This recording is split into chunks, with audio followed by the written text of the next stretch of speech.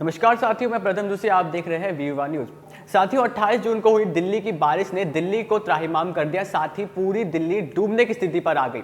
अब ऐसे में खबर सामने आती है दिल्ली के ही वसंत विहार इलाके से, जहां पर 3 मजदूरों की मौत हो गई जब वो बिल्डिंग के बेसमेंट में जाकर उन्होंने अपनी जान गंवा दी। अब पूरा मामला क्या है आपको जरा बता दूं। दरअसल निर्माणाधीन कार्य जब वसंत विहार में चल रहा था एक बिल्डिंग का, उसमें ही जब पानी भर जाता है बेसमेंट में, तो उसमें 3 लोग काम कर रहे थे, लेकिन अचानक से वहां पानी भरने के बाद ही वहां पर 3 मजदूर डूब जाते हैं। अब आनन फानन में जब एनडीआरएफ की टीम को पता चलता है, तब उन 3 शवों को बाहर निकाल लेते हैं और उन्हें आनन फानन में ही सफदरजंग अस्पताल में भर्ती करा दिया जाता है, जिसमें कुछ देर बाद ही डॉक्टर जो है उन तीनों शवों को मृत घोषित कर देते हैं। अब ऐसा ही एक मामला ग्रेटर नोएडा इलाके में देखने को मिला है।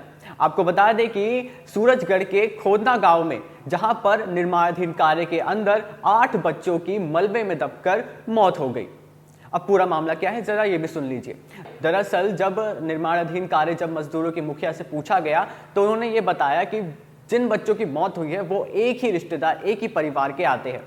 साथ ही वहां 8 बच्चे खेल रहे थे, उसी में ही मलबे में दबकर उनकी मौत हो जाती है। अब जब आनन फानन में उन्हें अस्पताल में भर्ती कराया जाता है, तो डॉक्टर कुछ समय बाद ही 8 बच्चों में से 3 बच्चों को मृत घोषित कर देते हैं और 5 बच्चों का इलाज अभी भी वहां पर चल रहा है। तो साथियों, 28 जून को हुई दिल्ली में बारिश ने सारे रिकॉर्ड तोड़ दिए। आपको बता दें कि 88 साल का रिकॉर्ड जो दिल्ली में बारिश हुई उसने तोड़ दिया है मानसून की शुरुआत में ही पहले दिन की बारिश ने।